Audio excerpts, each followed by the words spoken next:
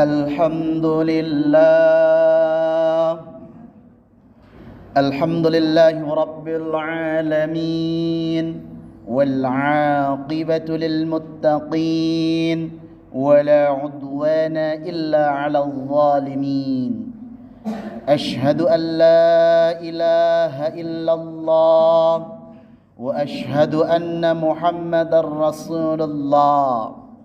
Allahumma salli ala nabiyyina Muhammadin wa ala alihi wa sahbihi ajma'in, amma ba'du. Qala Allah ta'ala: a'udzu billahi minasy syaithanir rajim. Bismillahirrahmanirrahim.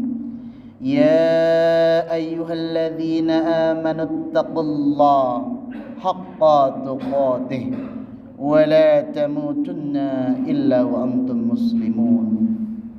Faya ibadallah, usikum wa iyaya nafsi bittaqallah faqad fazal muttaqun. Ma'asyiral muslimin rahimakumullah. Allah Subhanahu wa ta'ala berfirman dalam surat Al-Kahfi ayat 110 yang berbunyi, "Faman kana yarju liqa'a rabbih faly'amal 'amalan shalihan wa la yusyrik bi'ibadati rabbih ahada." Yang artinya, barang siapa mengharap pertemuan dengan Tuhannya, yaitu Allah Azza wa Jalla, maka hendaklah dia mengerjakan kebajikan dan janganlah dia mempersekutukan dengan sesuatu pun dalam beribadah kepada Allah. Saudaraku kaum muslimin yang dimuliakan oleh Allah Subhanahu wa ta'ala, amal perbuatan seorang muslim termanifestasikan dari syahadat yang ia yakini dan realisasikan dalam kehidupannya sehari-hari. Maka amal saleh dapat diraih dari sempurnanya syahadat seseorang secara sukarela, bukan secara paksaan.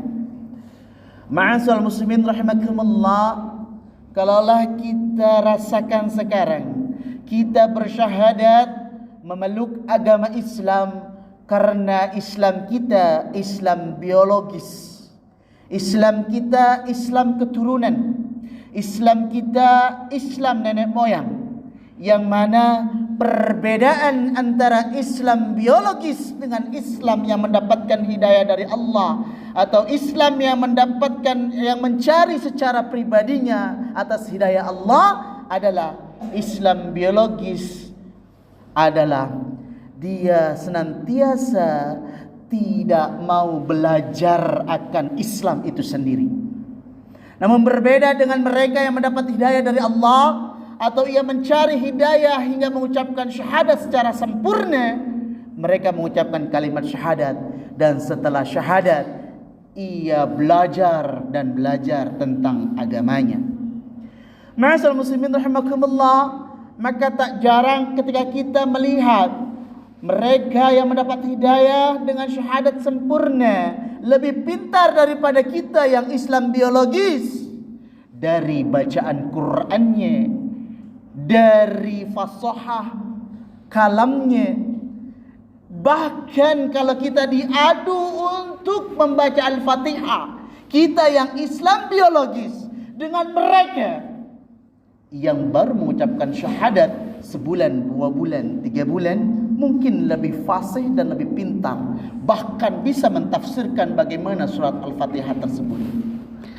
Kita bisa lihat ada Koh Steven, kita bisa lihat ada Ustadz Felix Xiao, kita bisa lihat ada Ustadz Kokolim, kita bisa lihat Ustadz Yahya Walani dan lain sebagainya yang mengucapkan syahadat dengan petunjuk dan hidayah dari Allah. Lalu bagaimana dengan kita yang notabene Islam biologis? Ma'asyiral muslimin rahimakumullah, amal saleh dalam Islam memiliki kedudukan yang sangat agung. Karena buah keimanan kepada Allah dari ucapan syahadat yang sempurna. Sehingga kita mengimani Allah, mengimani hari akhir, dan percaya dan meyakini bahwa Rasulullah Muhammad sallallahu alaihi wasallam adalah utusan Allah. Termaktub dalam Al-Quran ditegaskan bahwa sesuatu yang bermanfaat bagi manusia di akhirat adalah amal salih, dan Allah tidak menyanyiakan pahala orang yang melakukannya. Dan juga dijelaskan bahwa amal-amal salih menghapuskan dosa, bahwa manusia pasti mengalami kerugian kecuali orang yang beriman dan beramal saleh. Ma'asal muslimin rahimakumullah, salat yang kita lakukan termanifestasi dari syahadat yang kita baca sehari-hari tanpa putus. Jika syahadat kita tidak sempurna, maka bisa dipastikan salat kita pun tidak sempurna. Ma'asal muslimin rahimakumullah, dalam surat Al-Maidah ayat 9 Allah berfirman, wa'adallahu alladhina amanu wa 'amilus salihati lahum maghfiratun wa ajrun 'azim. Yang artinya Allah tidak menjanjikan kepada orang-orang yang beriman dan beramal saleh bahwa mereka akan mendapat ampunan dan pahala yang besar. Ma'asal muslimin rahimakumullah, beragam amal saleh. Amal saleh banyak dan beragam. Ia meliputi semua hal yang diperintahkan Allah, baik yang wajib atau yang sunnah, seperti berbagai ibadah dan muamalah. Salah satu ibadah amal saleh berkat syahadat yang kita lakukan adalah salat. Amal saleh yang paling utama di dalam diri seorang mukmin atau muslim adalah ibadah salat. Urgensi salat bagi seorang hamba adalah yang pertama, amal pertama kali yang ditanyakan kepada seorang hamba pada hari kiamat. Awwalu amalin ayyuhasab 'indallah fahiya salat. Bahwa amalan yang pertama dihisab oleh Allah adalah salat. Lalu bagaimana salat kita yang Islam biologis, yang sudah sempurna katanya, bahkan berpuas diri dengan salatnya, yang senang dengan salat Jumatnya saja. Lalu kemana ketika Allah azan berkumandang di subuh hari? Kemana kita ketika zuhur berkumandang? Kemana kita ketika asar, maghrib dan isya berkumandang memanggil kita? Lalu salat, urgensi yang kedua adalah menjadi faktor pembeda antara muslim dan non-muslim. Hijaban, menjadi pembeda bahkan antara muslim dan non-muslim ketika salatnya tegak atau didirikannya secara sempurna, seperti ada dinding kokoh yang membentenginya antara muslim dan non-muslim. Yang ketiga, urgensi salat adalah ia termasuk sifat orang-orang yang beriman dan bertakwa. Ketika kita menyatakan bahwa kita adalah orang-orang yang beriman dan bertakwa, maka salat kita sudah sempurna secara sukarela dan kebutuhan kita. Yang keempat, bahwa urgensi salat mampu menjernihkan ruh kita serta mencuci kotoran-kotoran dosa kita kepada Allah Subhanahu wa taala. Karena bunyal islamu ala khamsin. Syahadat, salat. Islam itu terdiri dari 5 perkara. Yang pertama adalah syahadat. Ketika syahadat kita sempurna, maka kita mendirikan salat. Lalu yang kelima, salat menjadikan penyejuk mata seorang muslim apabila menghadapi kesulitan. Yang keenam, salat mencegah pelakunya dari perbuatan keji dan munkar, karena di dalamnya ada bacaan Al-Quran, ada pujian kepada Allah, ada zikir kepada Allah, dan pengagungan terhadap Allah. Wattaquhu wa aqimus salata wa la takunu minal musyrikin.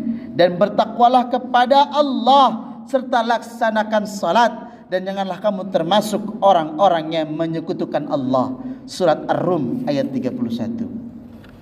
Adapun ibadah-ibadah yang lain seperti puasa, zakat, semuanya dapat menguatkan iman, membersihkan jiwa, menghubungkan hamba dengan Tuhannya, dan memenuhi hatinya dengan makna-makna penghambaan kepada Allah Subhanahu wa taala. Di dalam puasa terdapat makna mengutamakan apa yang dicintai Allah ketimbang syahwat jasad, membiasakan seorang muslim untuk ikhlas, bersabar dan berkemauan keras. Sedangkan di dalam zakat dapat membersihkan seorang muslim dari penyakit kikir dan penghambaan kepada harta. Zakat juga berarti mengutamakan Allah ketimbang kecintaan kepada harta. Zakat juga merupakan andil dalam merealisasikan kerjasama yang diwajibkan Islam dan membantu orang-orang yang memerlukan bantuan. Ma'asal muslimin rahimakumullah, sedangkan ibadah haji menjadi tarbiyah amaliyah bagi seorang muslim, karena manhaj tarbiyah Islam tidak cukup hanya mengatakan jadilah orang yang saleh, tetapi juga memberikan manhaj amali yang harus ditempuh seorang muslim agar menjadi saleh. Di dalam haji terlihat penghambaan seorang muslim kepada Allah dalam bentuk amaliyah nyata dan dalam bentuk tertentu, sehingga dapat mengikis benih-benih tirani dan virusnya dari jiwa seorang muslim, karena di dalam diri manusia ada kecenderungan kepada tirani. Ma'asyiral muslimin rahimakumullah, walhasil, apa pengaruh ibadah dalam kesalahan individu dan masyarakat kita?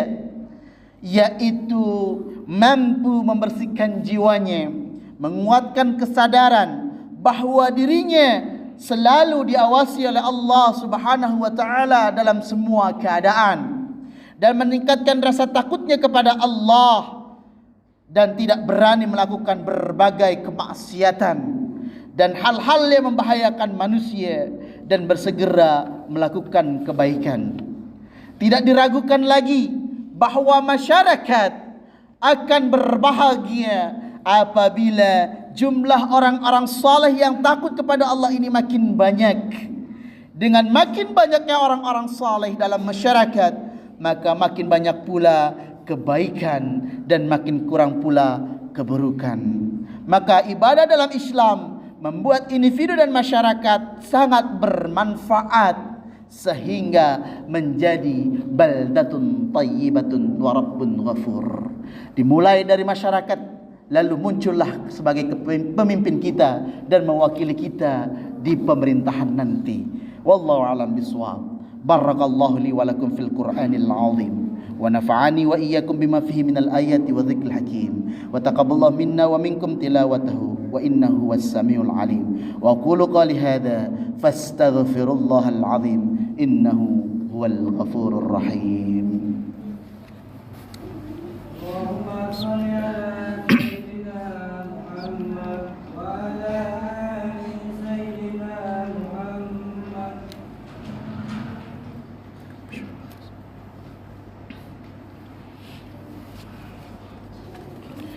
Alhamdulillah, alhamdulillahi ala ihsanihi wa syukru lahu ala taufiqihi wa imtinanih. Wa asyhadu an la ilaha illallah wallahu wahdahu la syarika lah. Wa asyhadu anna sayyidana Muhammadan abduhu wa rasuluh ad-da'i ila ridwanih. Allahumma salli ala sayyidina Muhammadin wa ala alihi wa ashabihi wa sallim taslima kathira. Amma ba'du, faya ayuhan nas ittaqullaha fima amara wa antahaw amma naha wa'lamu anna Allah amarakum bi amrin bada fihi bi nafsihi wa thana bi malaikatil musabbihati bi qudsih wa qala ta'ala inna Allah wa malaikatahu yusalluna 'alan nabi ya ayyuhalladzina amanu sallu 'alaihi wa sallimu taslima. Allahumma salli 'ala sayyidina Muhammad محمد صلى الله عليه وسلم وعلى آل سيدنا محمد وعلى أنبيائك ورسلك وملائكة المقربين وارض اللهم عن الخلفاء الراشدين أبي بكر وعمر وعثمان وعلي وعن بقية الصحابة والتابعين وتابع التابعين لهم بإحسان إلى يوم الدين وارض عنا معهم برحمتك يا أرحم الراحمين اللهم اغفر للمؤمنين والمؤمنات والمسلمين والمسلمات الأحياء منهم والأموات اللهم أعز الإسلام والمسلمين وأذل الشرك والمشركين وانصر عبادك الموحدين وانصر من نصر الدين واخذل من خذل المسلمين ودمر أعداء الدين واعل كلماتك إلى يوم الدين اللهم ارفع عنا البلاء والوباء والزلازل والمحن والسوء الفتنة ما ظهر منها وما بطن عن بلدنا إندونيسيا خاصة وسائر البلدان المسلمين عامة يا رب العالمين ربنا آتنا في الدنيا حسنة وفي الآخرة حسنة وقنا عذاب النار ربنا ظلمنا أنفسنا وإن لم تغفر لنا وترحمنا لنكونن من الخاسرين عباد الله إن الله يأمر بالعدل والإحسان وإيتاء ذي القربى وينهى عن الفحشاء والمنكر والبغي يعظكم لعلكم تذكرون واذكروا الله العظيم يذكركم واشكروه على نعمه يذكركم ولذكر الله أكبر أقم الصلاة